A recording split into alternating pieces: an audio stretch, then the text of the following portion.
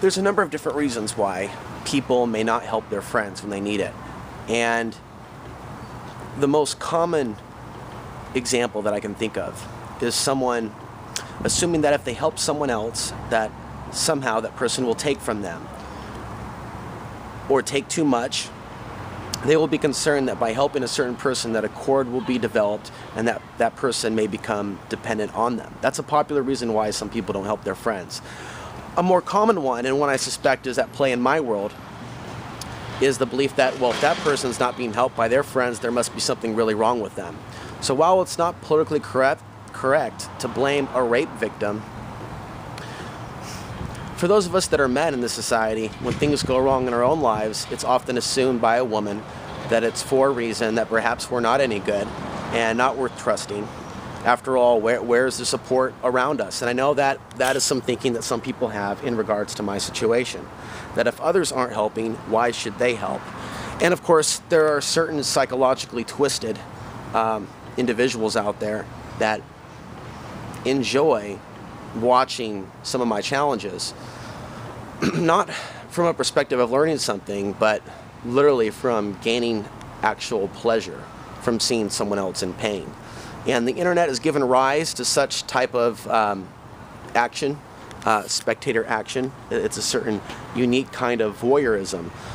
Not so much, watching people have sex, but a pain voyeurism, watching people go through challenging things on YouTube. So it's interesting to see unique personality types come about with the internet. But ultimately, I want people to know that are concerned about the future and what you're going to do if X, Y, and Z happens. It's a good rule of thumb to try to help other people that are still suffering in order to better your own situation. But I also realize that I'm in the situation to learn certain things, to continue to be humble and grateful for the very simple things in life. It's not all punishment. There's a lot of things that I'm learning in this experience that I'm going to write about and talk about, and that's where these videos come into play. And so other people that are going through similar things might also understand. I've also noticed a certain trend that there's a lot of good people out there that are suffering during these times. And I don't know why we're going through it. I believe that it's supposed to make us stronger. That we're going through a major turning point in human society. And some of the things that are happening for us, not so much to us, in order for us to grow and evolve and learn from those experiences, overcome those challenges. I'm no longer worried about being off the grid or what I would do without certain things, having done it for a certain amount of time. I know what works and I know where there's room for improvement. I never thought that I would come back to Portland and live in the situation that I'm in right now, where I'm doing videos behind a McDonald's over here and an acupuncture shop. That is just beyond this world, but I'm adjusting to it. And I'm trying to understand it, like looking into a crystal ball. I want to understand thee. I want to understand what this is all about, this experience. How can I learn from this? How can I make this a very powerful time in my own evolution as a soul? That's where my focus is. It's not on pain and suffering. Although talking about what's going on helps. Some people don't want to hear me share this stuff for whatever reason. That's interesting. And that's actually inspiring me in a way to keep the information going. Knowing that there's a certain amount of people out there that want me to just stop talking about what's going on, what life's like being homeless in Portland, Oregon, how Portland's changed, just this growing gap between the have and have-nots. This is something that needs to be discussed. There needs to be more dialogue about these issues and so many other issues. There needs to be just more dialogue, period.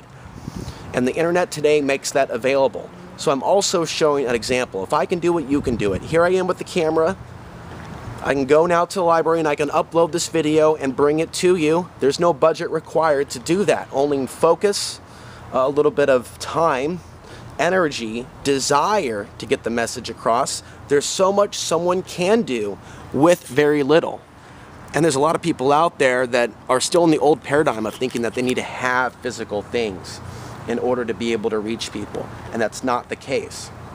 It's with our innovation, it's with our ideas.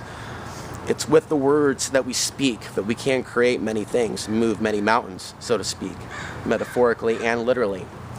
So unfortunately, that is the reason why a lot of people don't help people in need. They're afraid that that person will vampire or piggyback on them, or that they deserve it. Even though we're not supposed to blame a rape victim, those same standards don't really apply to single men that are homelessness. It's often assumed that we're homeless because we deserve it.